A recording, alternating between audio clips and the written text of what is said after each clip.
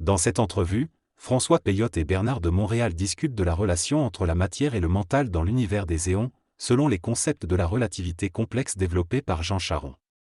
Selon cette théorie, l'être est à la base de tout, avec ses archétypes représentant les potentiels non actualisés. L'esprit est responsable d'actualiser ces archétypes et de les descendre dans la matière. Les éons sont les contreparties mentales de la matière, et ensemble, ils forment la psychomatière. Dans ces micro-univers d'éons, il existe un temps inversé, où la cause d'un événement se trouve dans le futur et détermine le présent.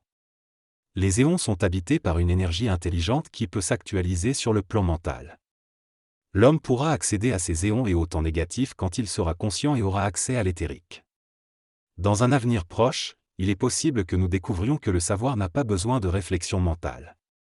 En effet, lorsque l'homme sera conscientisé et connecté à la conscience éonique de la vibration, il sera capable de créer instantanément sur le plan matériel la forme dont il a besoin. L'homme nouveau aura accès à la conscience éonique de la vibration, qui est la construction psychique instantanée du mental humain en relation avec la dynamique vibratoire de son rayonnement. Cela lui permettra non seulement de connaître le savoir, mais aussi de comprendre sa qualité absolue. Lorsque la conscience sortira du plan archétypal de la construction, elle deviendra absolue car elle ne sera plus référentielle à rien. Le savoir ne peut pas être lié à l'archétype car il fait partie d'un mental supérieur, d'une dimension de temps négatif par rapport à la construction. Les archétypes, qui constituent la formule stable de l'organisation psychologique de l'ego, font toujours référence à une qualité mentale inférieure à son potentiel absolu. Ainsi, pendant l'involution, nous n'avons jamais été capables de comprendre les vraies lois de la cause car nous sommes restés enfermés dans le plan archétypal de nos pensées. L'ego, qui est limité par les mémoires, n'est pas capable de substituer une question circulaire par une réponse directionnelle en raison de sa vision limitée du temps positif. Ainsi, pour accéder à une vraie compréhension, il sera nécessaire de sortir de cette limitation et de se connecter à la conscience éonique de la vibration. La discussion porte sur le passage de l'homme du mental inférieur au mental supérieur, c'est-à-dire du temps positif au temps négatif. L'homme nouveau, qui entre dans le temps négatif, n'est pas intéressé par la question de l'origine, œuf ou poule, car il est en dehors de la circularité temporelle. Le temps négatif est fermé à l'homme car il ne fait pas partie du mental inférieur. Pour entrer dans le mental supérieur, il faut mettre de côté tous les aspects archétypaux qui symbolisent une certaine origine. Chercher l'origine contredit la nature du temps négatif, où celle-ci se manifeste dans le mouvement pulsatif de l'énergie. Dans le temps positif, en revanche, il est nécessaire de chercher une origine car cela génère un besoin de connaissance. Cependant, la connaissance développée dans le mental positif ne parvient pas à répondre absolument à la réalité, qui se trouve dans le mental négatif. L'homme doit donc apprendre à ne pas remettre en question par habitude les grandes questions qui ont pris naissance dans le mental positif. Il est important de comprendre que la pensée est de l'ordre de l'éon, du temporel négatif. Lorsque l'homme se détache émotionnellement du besoin de chercher les réponses dans un temps positif, il réalise que le phénomène de la pensée est lié au temporel négatif. Il sera difficile pour l'homme de réapprendre à penser, mais lors de cette révolution mentale, il découvrira que le temps négatif est la source de tout mouvement dans l'univers. La création existe dans les temps positifs et la pulsation créative existe dans les temps négatifs. Le cosmos se compose d'une partie où il ne se passe rien, où il n'y a que pulsation, et d'une autre partie où les problèmes d'identification commencent à se manifester. Ces problèmes servent au développement de la connaissance, du cerveau, des émotions, du corps humain, etc. L'homme est venu sur Terre pour ce développement et la souffrance est liée à ce processus évolutif.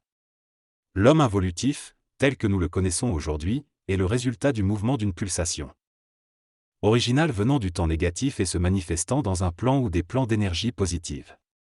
Cette manifestation a été graduellement archétypalisée au fil des millénaires, à travers des expériences cellulaires, génétiques, des mémoires, des âmes et des réincarnations. L'homme impliqué dans l'évolution a pris forme et a acquis un contour symbolique. Cependant, son attachement à cette nouvelle forme a engendré la formation de l'ego.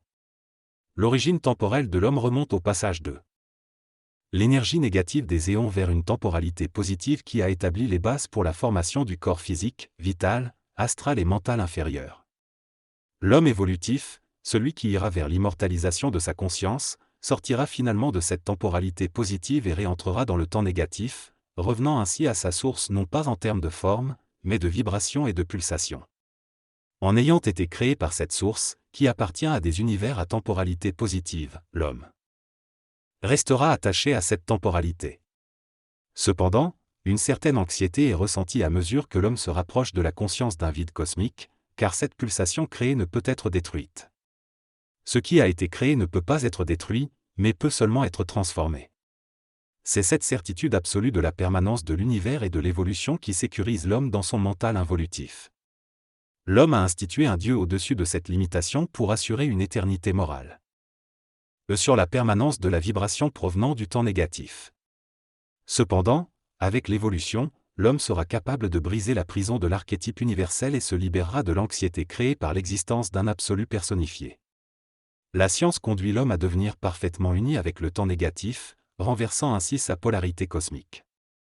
Il n'aura plus besoin de Dieu car il deviendra conscience absolue et pourra trouver les réponses à ses questions grâce à la pulsation vibratoire dans son mental supérieur, qui est en connexion avec le temps négatif. Ainsi, il ne vivra plus l'anxiété philosophique, occulte, psychologique ou spirituelle de la conversion de Dieu en une facette humaine. L'homme sera capable de convertir directement l'énergie du temps négatif en une forme non archétypalisée, ce qui lui permettra d'être intégral et d'atteindre l'homme oméga. En ce qui concerne la réincarnation, elle n'a rien à voir avec Léon car l'âme fait partie de la destruction temporelle. Le temps négatif devient conscient dans un mental humain, toutes les mémoires, l'âme et les archétypes disparaissent. L'âme n'est pas présente dans les éons, elle fait partie de l'archétype et sert de référentiel personnalisé ou prépersonnel dans l'évolution de la relation homme-archétype. Le concept de réincarnation existe pour combler le besoin archétypal de ne pas laisser le vide absolu du temps négatif prendre conscience dans la matière. L'âme est anti-homme et pro-égo, pro-personnalité et anti-personne, pro-involution et anti-évolution. L'homme nouveau cherchera l'infini dans le raccord étroit avec la pulsation vibratoire de l'intemporel mentalisé, plutôt que dans une forme de mémoire sur le plan matériel ou dans le monde de la mort. La différence majeure entre l'homme nouveau et l'homme ancien est que dans le temps positif, toute construction mène à la mémoire et donc à la perte d'identité. L'homme nouveau sera totalement transmuté et n'aura plus accès à l'archétype de sa conscience. Il vivra dans l'instantané, ce qui donnera naissance au nouveau phénomène humain, la personne. Dans un temps mental qui fait partie de la conscience éonique, l'homme ne pourra plus vivre en fonction de la symbologie de son psychisme ni de l'émotivité générée par les archétypes. Il sera dans un temps mental où l'énergie rayonne de manière absolue, et c'est ainsi qu'il pourra être pleinement la personne humaine. Dans cette discussion, les interlocuteurs abordent le concept de liberté de l'homme et sa capacité à reconnaître le point final de l'évolution. Ils affirment que ce point se situe dans le temps positif et que l'homme nouveau sera capable de comprendre et d'organiser les connaissances liées à la mémoire personnelle, la mémoire collective et la mémoire cosmique. Cela le rendra libre des questions qui mènent à la circularité et à la perte de temps. Ensuite, ils discutent de la progression des règnes et de la mutation d'un règne à un autre. Ils précisent que la mutation ne résulte pas de la saturation d'un règne, mais plutôt du désordre créé par un règne inférieur dans un règne supérieur. Enfin, il souligne que pour passer d'un règne à un autre, il est essentiel de se libérer du désordre de l'ancien règne et d'établir un nouvel ordre. L'involution et l'évolution sont deux phénomènes distincts. L'involution est caractérisée par une saturation mémorielle qui pollue l'homme et le pousse vers une mutation. Contrairement aux transformations précédentes, l'homme nouveau ne sera pas le produit de l'assimilation d'une nouvelle race par une race ancienne, mais d'une coupure radicale avec le passé. Il n'y aura plus de nouvelles races sur la Terre physique, mais des races mentales qui se formeront au niveau du corps éthérique. L'homme nouveau sera le résultat d'une synthèse vibratoire de l'énergie dans son mental et non de l'organisation génétique du matériel archétypal de l'humanité. Il ne sera plus soumis au temps de l'homme ancien, car il vivra dans un temps intemporel. L'homme nouveau devra comprendre la relation entre les forces génétiques qui construisent les véhicules d'expression et les forces instantanées et intemporelles qui touchent directement la matière. Il devra également être capable de vibrer dans l'instant présent et accepter ou rejeter les informations en accord avec le mouvement pulsatile de l'énergie dans son mental. En libérant le pouvoir de l'archétypal et du temps temporel, l'homme nouveau pourra accéder à l'ultra-homme, sans passer par une mutation physique. Selon l'auteur, le changement ultime dans la conscience de l'humanité ne se produit pas par la transmutation, mais par le refus catégorique d'absorber les mémoires du passé. L'auteur parle de la haine cosmique comme étant le pouvoir de reprendre contact avec les vertus créatives de son devenir. Il affirme que l'homme futur devra apprendre à haïr l'archétypal pour comprendre les lois de l'amour et se libérer de toutes les formes de mémoire passée. Ce sera une haine qui résultera de la rébellion de la conscience nouvelle, de la fusion dans l'homme, dans le but de détruire ce qui a servi dans l'involution et de construire un nouveau véhicule pour explorer une nouvelle dimension future. L'auteur affirme que le stade oméga de la race sera atteint à travers la 7e race racine, après avoir connu suffisamment de chocs et transcendé la mémoire archétypale. C'est à ce moment que l'humanité pourra évoluer vers une conscience séraphique et réorganisée. Le territoire humain de la galaxie. L'homme deviendra alors l'exécuteur testamentaire de l'humanité ancienne et aura la capacité de générer les forces nécessaires à la construction d'un nouveau domaine. En ce qui concerne la physique, l'auteur reconnaît que certains physiciens commencent à percevoir qu'il y a plus que la matière. Il les respecte mais met en garde contre une pensée scientifique spiritualisée excessive qui pourrait conduire à une naïveté scientifique. Selon l'auteur, la science matérielle est importante pour l'évolution de l'homme, malgré ses failles qui résident dans la conscience de ceux qui la manipulent. Les physiciens doivent continuer à développer leur mental supérieur pour comprendre la dualité de la matière et élargir leurs horizons. Dans cette discussion, l'auteur met en garde contre le danger de la spiritualisation excessive dans le domaine de la science.